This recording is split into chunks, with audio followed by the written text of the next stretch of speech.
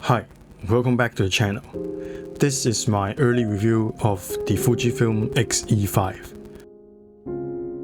First thing first, I have a daughter now and I'm on a hunt for the best dad cam, and the X-E5 seems to be the perfect fit. It looks really nice and the build of this camera feels premium. It kind of have to because of the crazy price of $16.99 US for the kit set. At its release, this is the same price of the X106 and the X-T5. I'm a bit worried because the XE line is normally the budget line. So if this is at the price of the previous flagship, I can't imagine how much the X-T6 or the X Pro 4 will cost. Going back to the X-E5, I prefer using a rangefinder style camera for documenting my life and my street photography. They're usually smaller and less invasive. This is why when I heard about the X-E5, I was quite excited. I really want to love this camera. I do.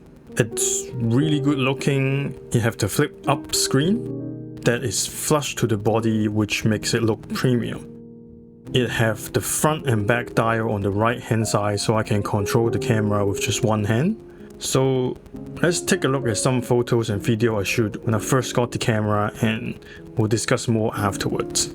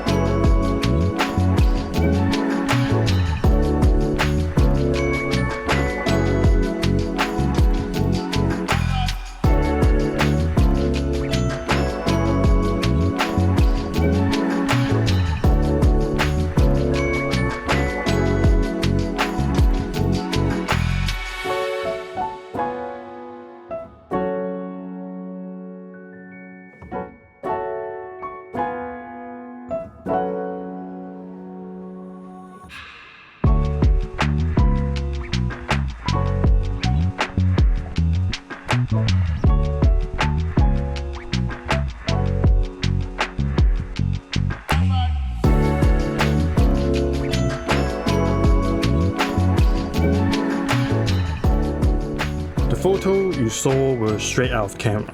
The videos are shot in f-log 2 and just apply the phantom LUT. Everything was shot with the new 23mm f2.8 lens. This lens was a surprise for Fujifilm user. It takes the X-E5 really compact and easy to carry around, and it's a big but, the autofocus is not good. I kind of have a feeling about this when I saw the early reviews where this lens focused like the old 18mm f2, where the whole module go in and out of the lens body. I guess this is the compromise Fuji have to make, but it's 2025, I don't think this is an excuse anymore. Because I also have the Sony A7C II and the Lumix S9, It is not that much bigger than the X-E5 and the performance is a lot better. At the time of filming, the X-E5 is more expensive than the other two full-frame camera, at least in my town. I know it is Fujifilm and everyone is crazy about the film simulation, but the other companies are catching up to this too. I'm actually having a lot of fun with the real-time LUTs on the Lumix S9 and working on a video about it, so stay tuned. Let's look at more video and photo sample before we talk more about the camera. From here on out, the photos are not straight out of the camera.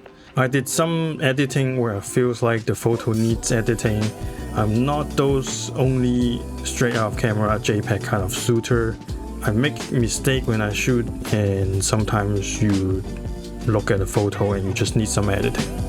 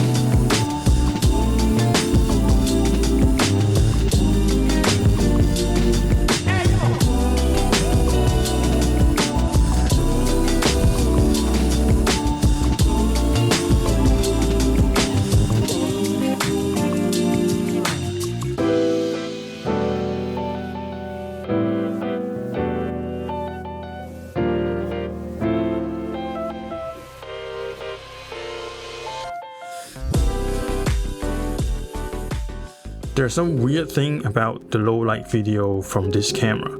This is my first 40 megapixel Fuji sensor, so I'm not sure does this happen with the X-T5 or the X-H2 as well.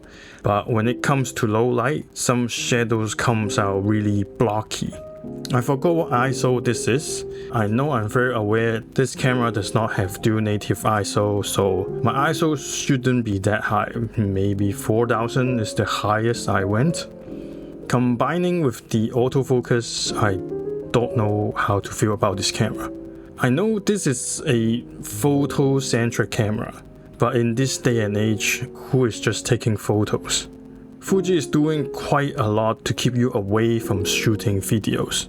The way you go into video mode, it's so cumbersome. First, you have to press the drive button. Oh, and we'll talk about this later.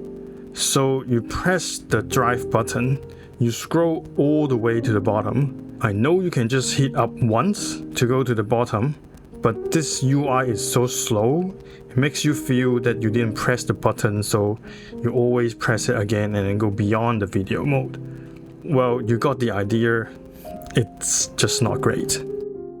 Going back to the eye sensor, this is super annoying. It's so sensitive, if you want to press any of these buttons, you turn off your screen. And if you want to turn the film simulation dial, you also activate the eye sensor. It is very annoying because it will interrupt your flow or creative process.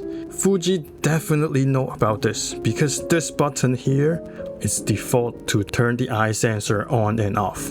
Okay, I still have some footage to show you. Afterwards, I'll tell you my final thought of the camera.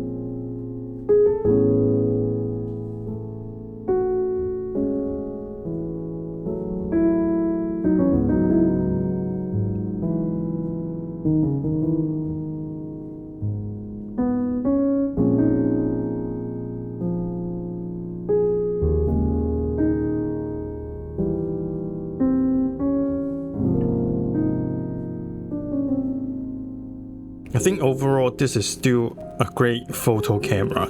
It takes good photos, good video if you don't need AFC, like tracking things around, which my purpose of this camera is to take photo and video of my daughter. I think the lenses are still not focusing fast enough for this. I like the look of the camera a lot. It makes me want to go out and shoot with it. But this lens, probably I got a bad copy. It sometimes gets stuck and it will freeze up the camera. I haven't seen anyone talking about this online, so maybe I got a bad copy. I'll keep this camera around for a little bit longer to make some comparison video with the Sony a7C II, the Lumix S9, and maybe the Sony a6700 as well. The problem is, with the price of the X-E5 and the availability, I don't see a reason to recommend this camera. I really want to love it, but at this moment I don't think I'll keep mine. Because if I sell this, I can actually get the Nikon ZF. The silver version, it's really nice. I can probably add a little more to get the Nikon ZR, but that's another video for another day. I hope you enjoyed this video. Please give me a like, subscribe to the channel. This is Ken and I'll see you next time.